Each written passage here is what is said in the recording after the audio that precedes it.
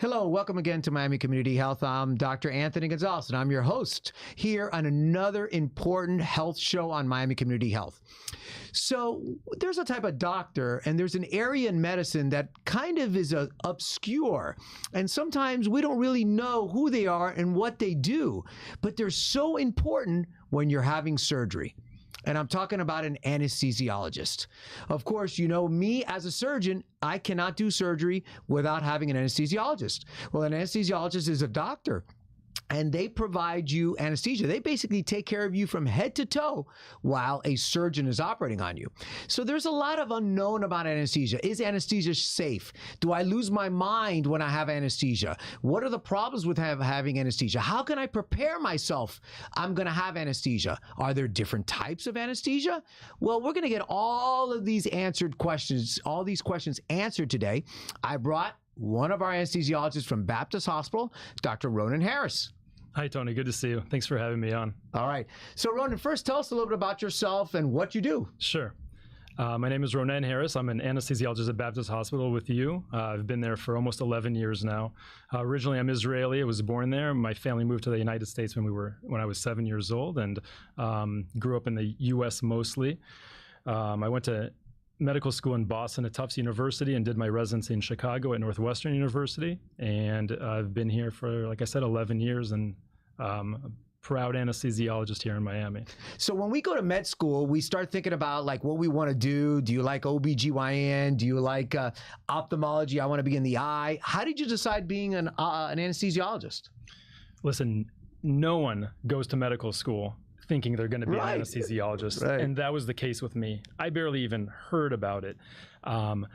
I had a minor procedure I had done in college, and I almost canceled it at the last minute because I was so freaked out by the anesthesia. What's going to happen to me? How do I know I won't wake up in the middle? How do I know I'll go to sleep? How do I know a million different things will go on to my body, but I won't be there I won't be awake during that. I was really fascinated by it. And ever since then, in medical school, I explored it more and more and more and realized I really like doing it. So I chose it as a career. All right. And so what are some of the best parts of your day as an anesthesiologist? Obviously, you're a healthcare provider like me. You're helping patients. We're in the business of helping people. What are some of the best parts of your day?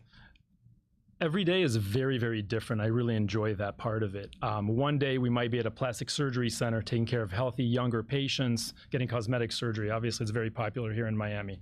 Another day we might be in the main OR at Baptist taking care of elderly, sicker patients. On Wednesday of that week, maybe I'll go to labor and delivery and take care of women. We call it happy medicine, giving birth, taking care of their labor analgesia needs, labor pain management needs. So every day is very different, and it's just you sort of never know what you're going to get every single day. All right. And are there different types of anesthesiologists, or are all you guys and girls the same? Or are there subspecialties within anesthesia? Look, like every field within medicine, it's advanced so much in the last 30 or 50 years. There's many different. After residency, you can do a fellowship where you study anesthesiology even more and subspecialize in a certain category. You can do anesthesiology for open hearts. That's its own specialty within anesthesia. You can do anesthesiology for newborns and neonates. That's its own type of anesthesia.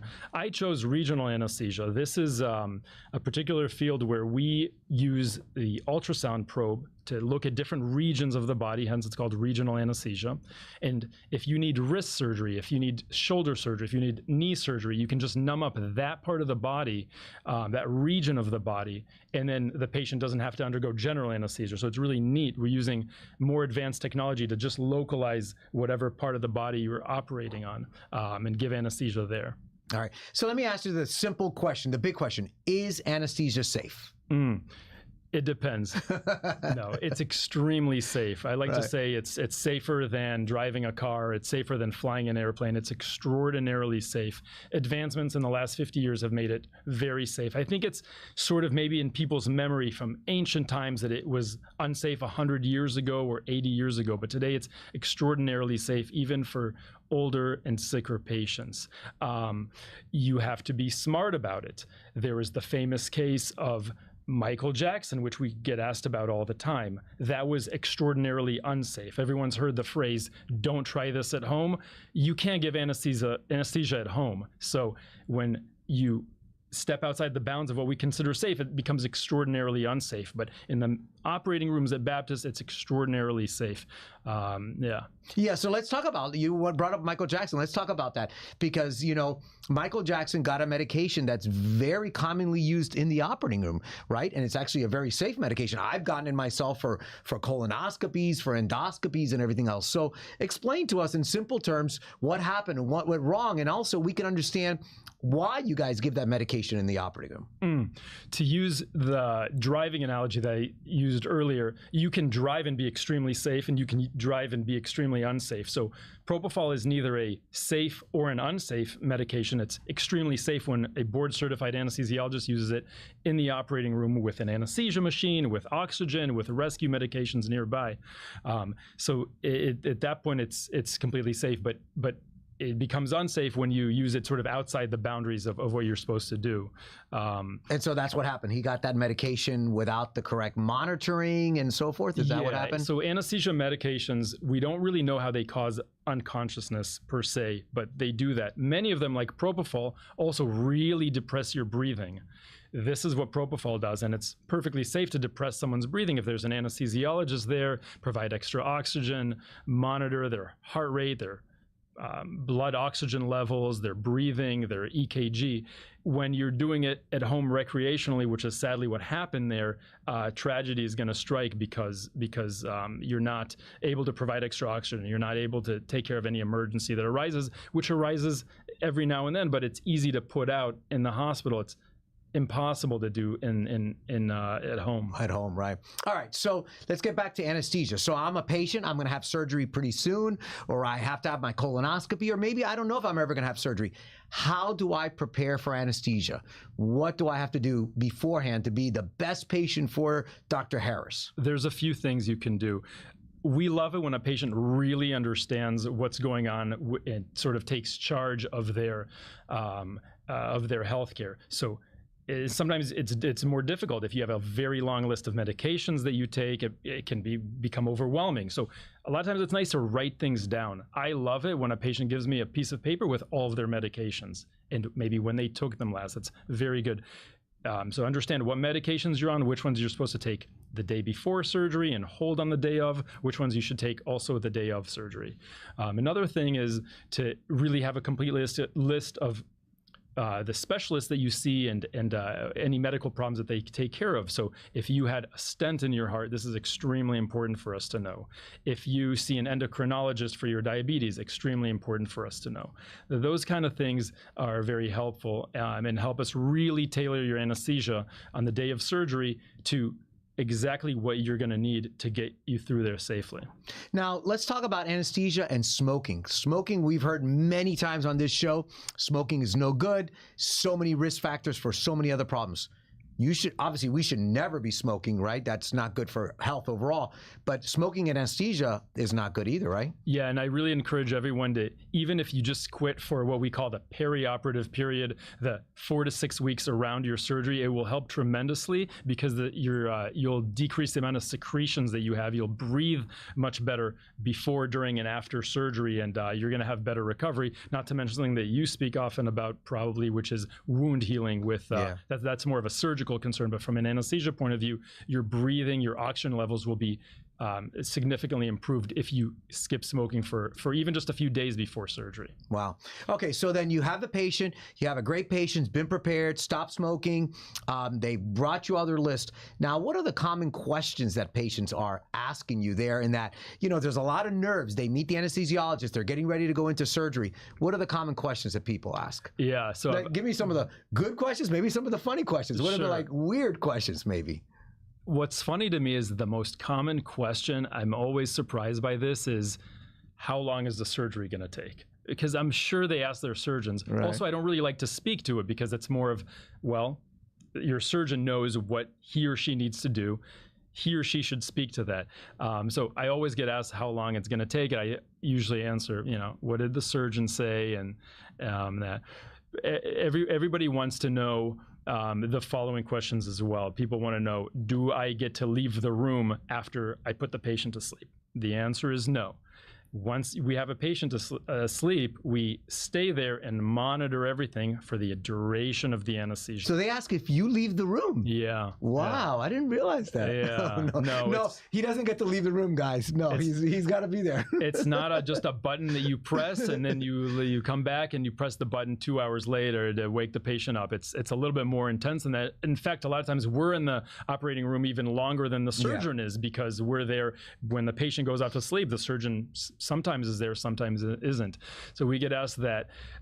You touched on earlier, am I going to lose my mind? I got asked this yesterday. An elderly patient undergoing a major surgery, and this person wanted to know, am I going to wake up and be more forgetful? This is a really hot topic in anesthesia. I don't have a good answer for it because it's controversial. It's also hard to study when you have, there's just no real good answer. So yes, in the past, anesthesia has been linked to cognitive decline afterwards. There's certain things that we can do to mitigate that. Avoiding general anesthesia is good. For example, if you have a hip fracture, you can have that done with an epidural or a spinal, like in labor and delivery.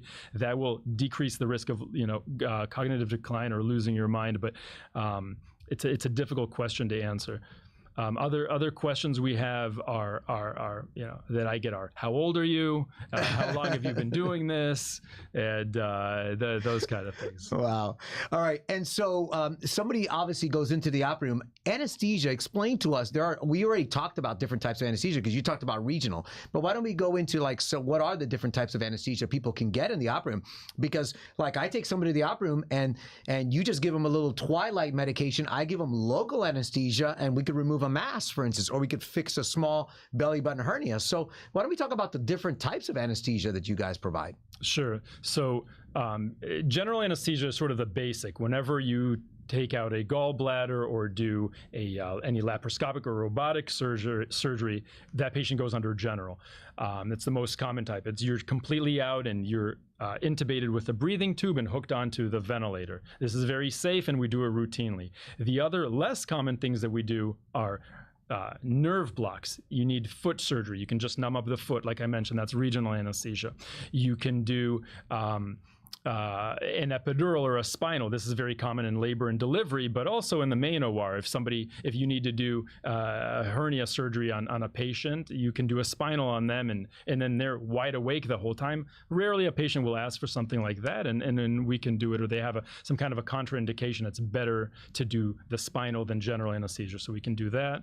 And then we can always just do IV sedation for smaller surgeries that don't require total anesthesia and being out completely. And that's what happens usually, and when people have colonoscopy and endoscopies, they also have anesthesiologists and anesthesia providers there with them with endoscopies and colonoscopies. So you have to have that as well, right? That's what's given in that location? Yes. So we just give them usually propofol. Coming back to that, it's extremely safe. It's an amazing anesthetic because it works instantly. You fall asleep right away, and then you wake up right away.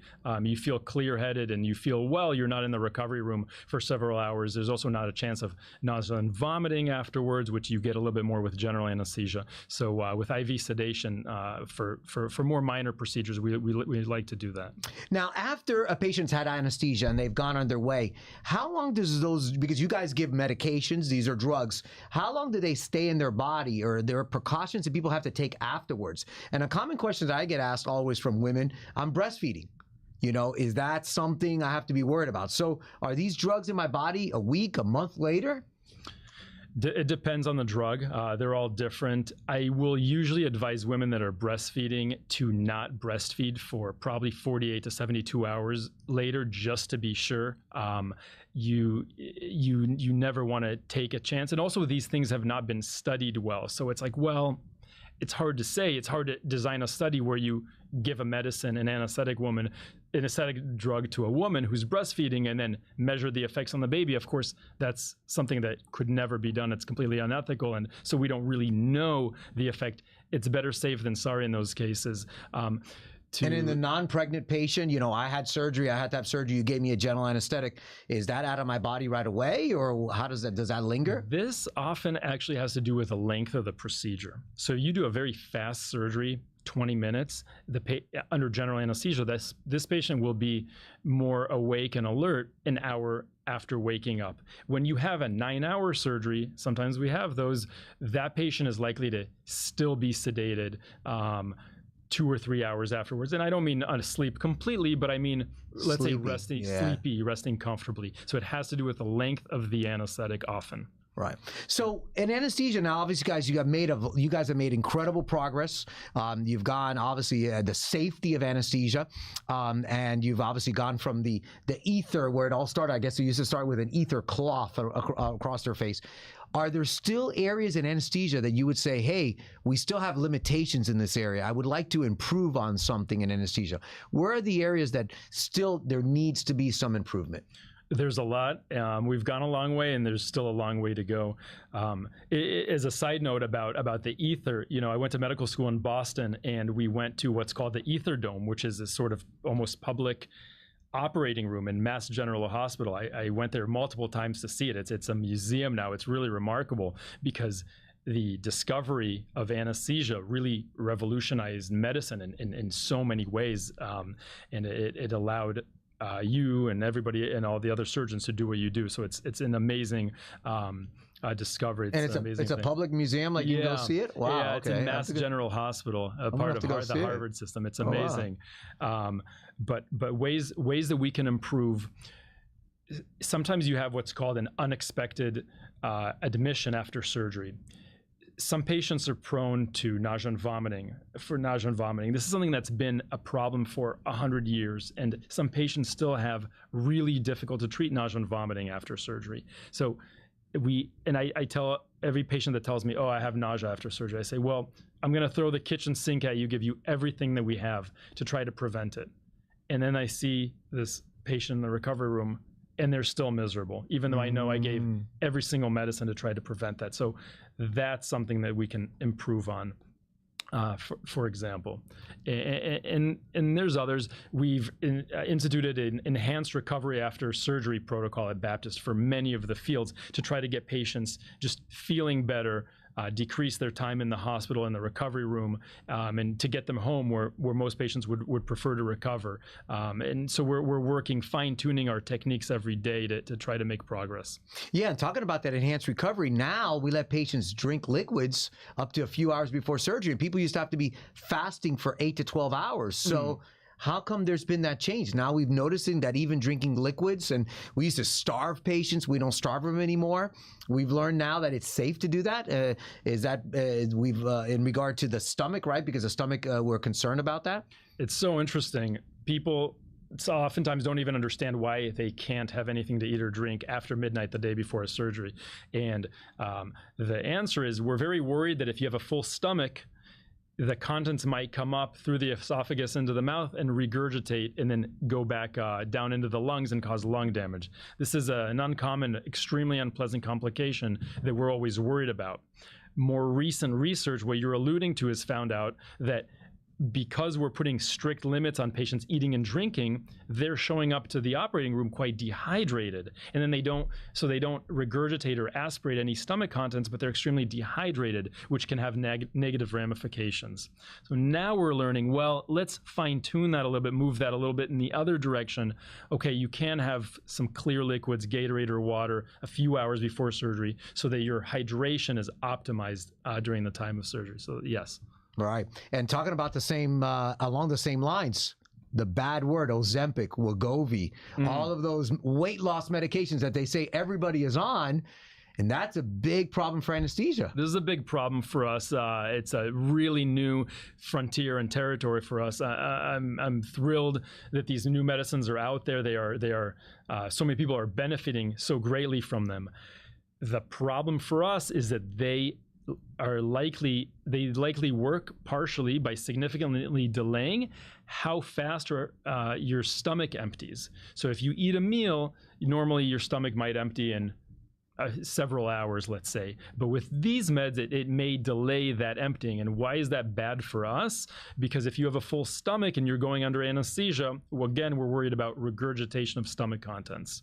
So I know several patients that have had their surgeries delayed or canceled because they come in a day or two after they took their GLP-1 agonist medication like Wegovy or Mounjaro or Ozempic, and we consider that a little bit less safe. We really ideally will give them a week or more between when they took that medication to when they show up, so that the medication is out of their system a little bit and they are at less risk of regurgitating stomach contents. So at least a week. Yes, that's our policy at Baptist. All right. And maybe even more is more appropriate, but we're going with a week at this point. Good. All right. And lastly, the pregnant woman, delivery on a pregnant woman, that's a different world altogether. Talk to us. How does a pregnant woman, we obviously a lot of young women, they're going to get pregnant, they're going to deliver, obviously they mostly don't undergo general anesthesia. They undergo like epidurals or spinals or whatever you guys do for them. Any pieces of advice for our pregnant women out there who are going to, be delivering? I've got a couple. Okay. First of all, congratulations. Second of all, I always tell every patient, the best relaxing medicine you can possibly have is deep breathing.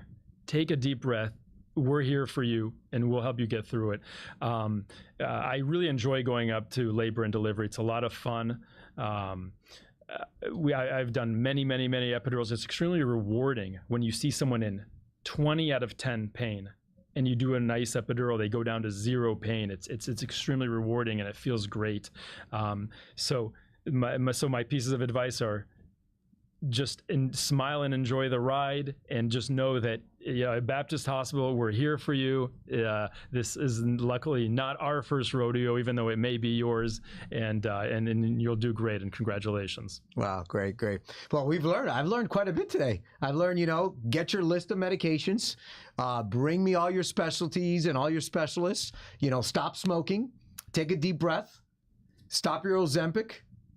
So we've learned quite a bit. Any other pieces of advice you want to give our patients, our viewers in regard to anesthesia? And I've learned that anesthesia is super safe. We love questions. I love a well-informed patient that comes to me having read different things. So just bring all the questions you have.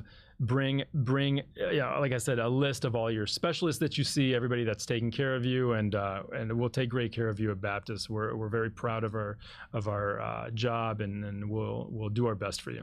All right. And don't ask Dr. Harris how old he is. He's old enough. Don't worry. All right. Well, thank you, Ronen. Thank you for being with us. Thank you for educating our population, educating our viewers. And we've learned about anesthesia. It's safe. Obviously, be prepared for it. Be well informed.